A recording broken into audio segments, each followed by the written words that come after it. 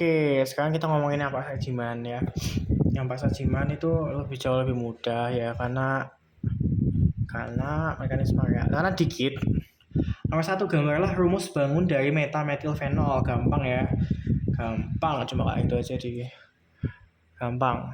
Nah, misalnya fenol dulu ya. Fenol kan kayak gini. Tuh, ya enggak? Nah, terus ini kan posisi orto, meta, para ya. Berarti kalau meta kan di sini. Meta metil ya, metil. Berarti ada CH3 kan, metil CH3. Selesai gitu aja, nggak ada yang perlu dipusingkan toh. Meta metilfenol. Dan metil salisilat. Oke, salisilat tuh kayak gimana ya? Aku lupa. Kayaknya kayak gini deh. Salisilat itu kan kayak gini. Aku lupa, aku nggak inget. Udah lama banget nggak ngomongin itu ya. Coba ya kita searching salisilat itu apa. Di sini tuh OH nggak sih? OH kayaknya atau metil. OH. Aku percaya dia OH. Tapi kita coba cari metil atau gini aja, asam salisilat.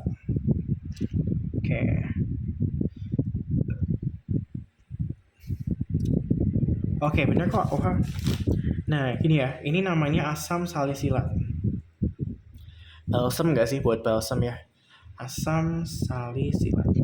Nah, kalau metil salisilat, metil ini maksudnya adalah yang dimaksud dengan metil itu kan menggantikan asam. Asam itu kan H+ yang ada di sini. Ya, ini kan karboksilat toh. Karboksilat. Asam itu maksudnya dia merujuk pada gugus karboksilat ini. Asam tuh H+ yang ini. Berarti kalau asamnya hilang, H-nya kan hilang diganti sama metil. Ya sudah diganti saja dengan metil. Nih, H+-nya diganti dengan metil. Metil salisilat. Itu aja. Sekarang yang mana nih? Itu kan ngomongin gugus karboksilat soalnya COH. Sekarang nomor 2. Nomor 2 itu dia ngomongin tentang apa? Buatlah mekanisme Williamson ether synthesis. Coba semoga masih ingat ya. Sintesis. Karena waktu-waktuku aku habisin buat ngerjain yang lain, jadi aku kayak agak lupa. Terbentuknya metil siklopentil ether. Tujuan kita adalah membentuk metil siklopentil ether dari siklopentanol. Kita harus punya siklopentanol. Siklopentanol tuh kayak gimana? Kayak gini. Siklopentanol ditambahin sama apa? Direaksikan dengan NaH dalam pelarut THF. THF itu apa ya? Tetrahidrofuran ya. Tetrahidrofuran tuh ini. Jelek banget gambarku, maaf ya. Tetrahidrofuran tuh gini ya. Jadi ada kayak C, ada O di tengah di sini. Ya, namanya tetrahidrofuran. Itu kayak grup senyawa sendiri gitu, furan. Dan metil iodida. Oke, berarti ditambah sama metil kan CH3, iodida kan I. Ya, CH3I. Gitu, gini ya, terus ditanya hasilnya apa? Ya udah tahu hasilnya apa sih? Hasilnya siklopentil ether. Dimintanya apa? Buatlah mekanisme dan kegunaan masing-masing senyawa. Kegunaannya nih, itu kayak kalau kegunaan itu kayak hampir harus baca sih. THF itu pelarut ya. Nah, pelarutnya kenapa pakai THF? Kenapa nggak pakai air? Soalnya gini, ya kenapa tidak air pelarutnya? Kenapa tidak air gitu? Nah, soalnya gini, kita reagennya pakai NaH ya. Reagen kita kan pakai NaH. NaH itu kalau diurai ya jadi Na+ ditambah H-, yang mana H- itu basa yang sangat kuat sekali ya.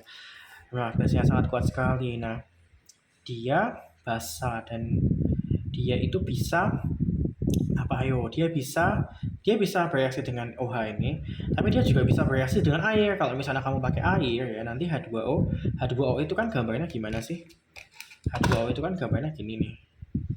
Nanti dia bisa bereaksi dengan air ya. H- kan punya pasangan elektron bebas tuh.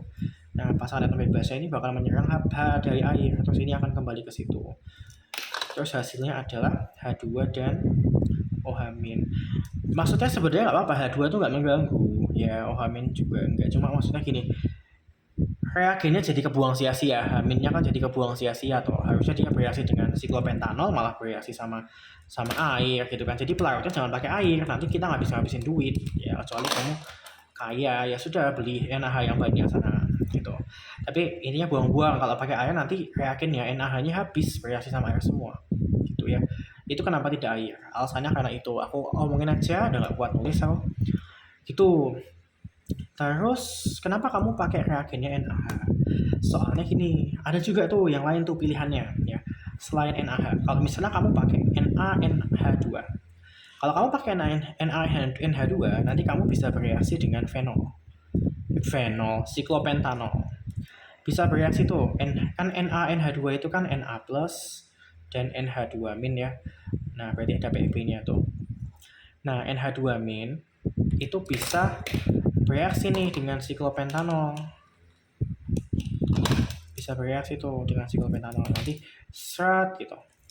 Terus nanti menghasilkan apa? Menghasilkan zat yang kita inginkan ya. Siklopentoksida kayak namanya itu deh, aku juga nggak tahu. Pokoknya ini zat yang kita inginkan tuh ini benar hasilnya benar. Tapi kan NH2 kan juga menyerang H+, yang mana kan dia jadi ketambahan H+ kan jadi NH3 tuh. Ini adalah side product. Side product tuh maksudnya adalah produk samping yang kita nggak inginkan. Jangan sampai ada ini. Kenapa? Soalnya lihat nih, kalau kalian lupa di sini kan ada ini. Ya, ada ini. Nanti ini bisa bereaksi dengan itu ya, kalau nggak salah ya. Bisa nggak sih? Bisa. Alkil halida itu bisa bereaksi sama NH3. Nanti malah ada byproduct lagi ya. Nanti ini bisa bereaksi sama ini. Nah, reaksinya apa? Coba di searching aja, aku nggak lupa. Tapi ini sama ini bisa bereaksi. Nanti hasilnya adalah amina. Senyawa amina. Ini tambah ini jadi amina gitu. Ya, jadi jangan ya. Nanti malah jadi kayak gini ya. Nanti dia bisa bereaksi dengan CH3I ditambah NH3 itu, nanti hasilnya itu malah CH3NH2 kayak gitu ya. Jadi jelek, nggak bener. Kita ngasilin ini benar, ini kita butuhin, tapi malah ngasilin byproduct ini. Jadi kalau ngomongin reaksi kimia itu harus jangan cuma nanti hasilnya, jangan cuma nanti tujuannya jadi apa, tapi kayak byproductnya apa gitu. Kenapa nggak pakai air? Nanti bisa habis reagennya dan seterusnya. Jadi kamu harus tahu reaksi apa aja yang mungkin terjadi antara reagennya dengan pelarutnya dengan apanya kayak gitu ya. Jadi itu beberapa perspektif gitu. Nah, terus sekarang mekanismenya kayak gimana? Mekanismenya kayak gini. Mekanismenya. Sebentar aku ngecek uploadnya dulu. Aku coba lagi. Oke. Ini wifi-nya kok jadi lambat banget sih. Oke, udah kita bikin aja. Kayak gini ya mekanismenya ya. Jadi pertama, alkoholnya itu dideprotonasi ya. Jadi NaH itu kan Na plus ditambah H- ya. H- aja yang kita pakai nih.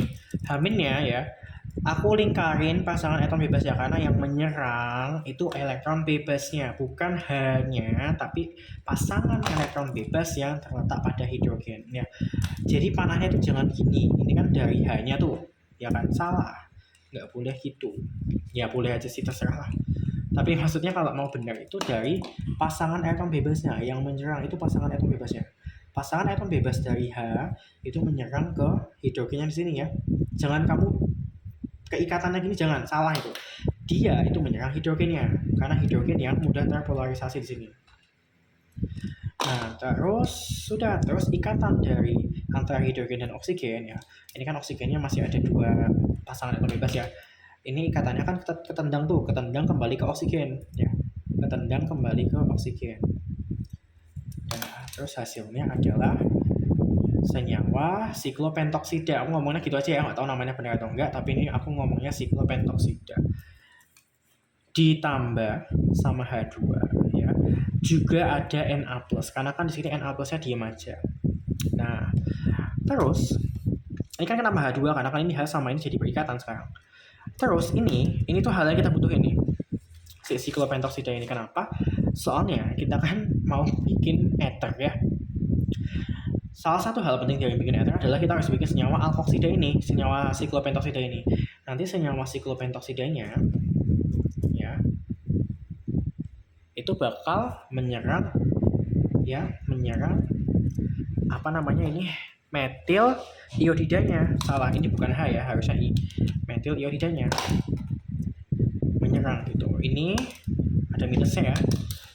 ini bakal menyerang ya. Yang ingat, yang menyerang itu pasangan atom bebasnya, menyerang metilnya ya. Menyerang metilnya. Set, terus ini I-nya ketendang gitu. Ini mekanismenya melewati reaksi SN2. Ya, jadi ya kayaknya kalau aku jelasin lebih lanjut malah jadi 10 jam ini videonya. Jadi pokoknya ini SN2 ya. Ini kan primary alkyl ya. Primary alkyl halide. Jadi dia bisa SN2 dan harus SN2 kalau kayak gini. Terus dia tadi pasangan bebas dari O menyerang CH3, terus nanti ikatan ditendang yang I. Kembali ke I, terus nanti hasilnya adalah seperti ini. Oh, tinggal 2 ya. Awalnya kan 3 lone pair-nya pasangan atom bebas ya. Sekarang tinggal 2. Terus ini mengikat CH3. Terus I-nya kan ketendang ya. Goodbye. Sekarang pasangan atom bebas ini ketambahan 1 dari sini ya. Ini kan jadi pasangan atom bebas sekarang. Terus muatan jadi minus. Selesai. Gampang gitu aja. Jadi ya gitu. Nggak ada susahnya ya. Gampang banget. Terus ini baru 11 menit ya. Berarti aku bisa lanjut nomor 3. Nomor 3 itu adalah tuliskan mekanisme reaksi pemutusan asidik HI terhadap etil isopropil. Nggak penting. Oke. Mekanisme pemutusan asidik ya nomor 3. Oke, jadi kan dia senyawanya kayak gini. Ini kan isopropil ya. Terus ini C2H5. Oke. Nah, reaksinya itu pertama ditambah sama HI. Ya, HI. Di sini kan ini nih. Ini I itu kayak sangat besar ya bentuknya, dan dia sangat stabil kalau dia sendirian jadi ion negatif. Jadi ini mudah terpolarisasinya gitu aja ya. Ini parsial negatif, ini parsial positif. Jadi kalau di sini ada O yang dia punya banyak pasangan neutron bebas, dia bisa dengan mudah menyerang H+ yang ada di sini ya. Terus ini ketendang. Terus dia jadinya seperti ini.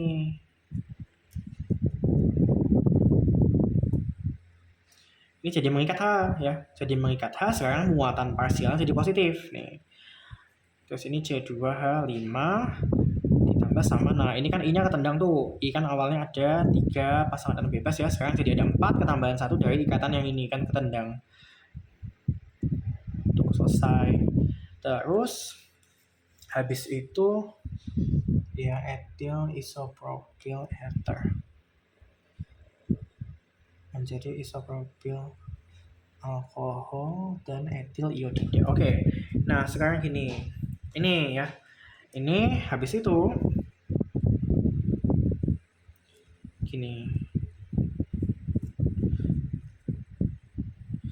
Ini banyak sih. Ini tuh aku tuh kayak bimbang ya. Aku tuh mau ngomongin hal yang agak kompleks soalnya, tapi lebih bagus kalau ngomonginnya kompleks. Jadi kayak kita bisa lebih kasih reasoning yang tepat gitu. Cuma kalau aku ngomongnya kompleks bisa bertahun-tahun. Ini kan kalau dijabarin kan CH2 CH3 ya. CH2 strip CH3 kan gitu toh. CH2 yang di sini itu kan C-nya C primer toh. Itu kan C primer. Kalau yang di sini ini yang ikat O ini ya, yang ikat O ini kan C ini sama C yang itu CH2 ini kan. Ini kan C primer. Ini kan C bukan primer, ini C sekunder ya. C sekunder. Nah, kan kita punya pilihan nih. Kita punya ion iodida. Iodida itu harus menyerang antara C primer sama C sekunder melalui mekanisme SN2. Nah, SN2 itu paling manjur di atom C primer. Ya. Terus yang kedua itu di C sekunder. Ini aja deh aku nulisnya jangan gitu. Paling manjur di C primer, kemudian berikutnya di C sekunder. Kalau di C tersier itu udah nggak terjadi. Yang tersier itu udah nggak terjadi. Goodbye. Gitu ya. Jadi kalau disuruh milih ya, dia antara menyerang C primer atau menyerang C sekunder, dia akan lebih menyerang untuk C primer karena lebih gampang. Gitu. Karena mungkin bapaknya pernah bilang tentang payung jeplak dan seterusnya. Itu kayak gitu-gitu intinya. Hubungannya sama itu. Kamu akan lebih mudah menyerang sesuatu yang tidak terlalu ramai ya. C primer kan sepi, cuma ada 1 C lain. Kalau ini kan ada 2 C lain yang mengikat C sekunder ini. Jadinya susah gitu loh. Jadi ion iodidanya itu akan menyerang C primer daripada C sekunder. Nah, kalau ini diserang, berarti kan harus ada yang lepas tuh. Berarti ikatan yang ini ikatan yang gitu. Jadi deh senyawanya yang kita inginkan tuh CH3, CH, CH3, ini OH. Ditambah sama, nah ini kan sekarang berikatan sama C yang ini ya. I, terus ini CH2, ini CH3. Atau kalau disingkat ya I, C2H5. Gitu. Etil iodida sama isopropil alkohol. Benar kan? Benar. Udah gitu aja. FYI ya, di sini kan ini kenapa oksigen bisa jadi living group? Living group itu kan biasanya kan FCl BRI, ya pokoknya Cl sama Br sama I gitu-gitu kan, sama H2O ya. H2O bisa jadi living group yang baik, itu harus dihafalin. Nah, tapi ini kan ada oksigen yang bukan H2O ya, tapi dia kenapa bisa jadi living group? Karena di sini oksigennya bermuatan positif. Oksigen itu kalau bermuatan positif, dia keelektronegatifannya meningkat drastis. Yang mana keelektronegatifannya itu kan kemampuan untuk menarik elektron ya. Nah, jadi dia bisa lebih kuat lagi dari biasanya. Dia lebih kuat untuk menarik elektron. Artinya dia bisa dengan mudah menarik elektron dari sini. Ikatan kan elektron toh. Dia bisa lebih kuat menarik elektron dari ikatan ini ke dirinya sendiri gitu. Sekarang dia jadi punya dua pasangan elektron bebas dari sini sama yang tambahan baru dari ikatan ini gitu. Jadi kalau misalnya ada atom yang muatannya positif, itu dia akan biasanya jadi living group yang baik juga karena dia keelektronegatifannya meningkat, artinya dia bisa dengan mudah menarik ikatan gitu aja gitu dulu. Maaf ya kalau misalnya konteksnya agak susah, soalnya kalau aku menjelasin semua ya itu susah banget. Mending lihat videoku yang ada berjam-jam itu, karena itu lebih banyak konteksnya, aku lebih ngasih tahu banyak gitu kan. Ini nggak mungkin kalau di sini aku kasih tahu semua, videonya bisa bertahun-tahun. Oke, itu yang Pak Sajiman udah selesai ya.